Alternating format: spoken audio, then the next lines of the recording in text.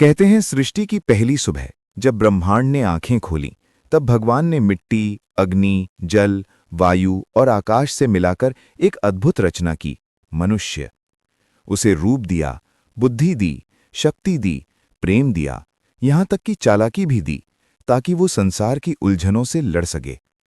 लेकिन जब ये सृष्टि ग्रंथ लिखा जा रहा था, तभी एक चमकती किरण भगवान के हाथ से फिसलकर नीचे गिर पड़ी। वो इतनी कोमल थी कि किसी ने ध्यान ही नहीं दिया, सिवाय भगवान के। भगवान ने धीरे से अपना चरण आगे बढ़ाया और उस किरण को अपने पैरों के नीचे छिपा लिया।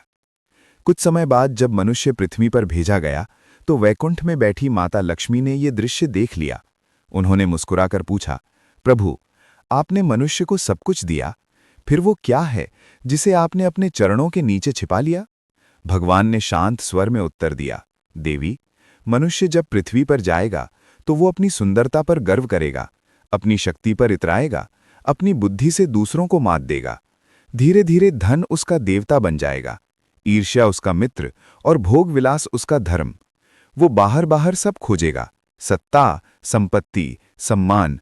पर एक दिन जब वो थक जाएगा, टूट जाएगा, जब उसके अपने ही उससे दूर हो जाएंगे, तब वो मुझे ढूंढेगा। लक्ष्मी ने फिर पूछा, लेकिन प्रभु, आपने छिपाया क्या है? भगवान मुस्कुराए। उन्होंने धीरे धीरे अपना चरण उठाया। नीचे वही चमकती किरण अब भी धड़क रही थी, शांत, स्थिर, अडोल। ये है शांति, उन्होंने कहा। अगर मैं इसे भी मनुष्य को दे देता तो वो कभी मुझे खोजने की कोशिश ही न करता। मैंने शांति को अपने चरणों के नीचे इसलिए छिपाया है ताकि जब मनुष्य सारे रास्ते आजमा ले, जब धन उसे सुकून न दे, जब संबंध उसे संतोष न दें, तब वो मेरे चरणों में आकर झुके और तभी उसे सच्ची शांति मिले। कहते हैं, उस दिन से शांति कहीं बाहर नहीं मिलती। वो न सोने में है, न सत्ता में, न प्रशंसा में। वो केवल समर्पण में है और भगवान के चरणों में है। और शायद इसलिए जब भी मनुष्य टूटता है, उसके होठों पर एक ही नाम आता है, विष्णु।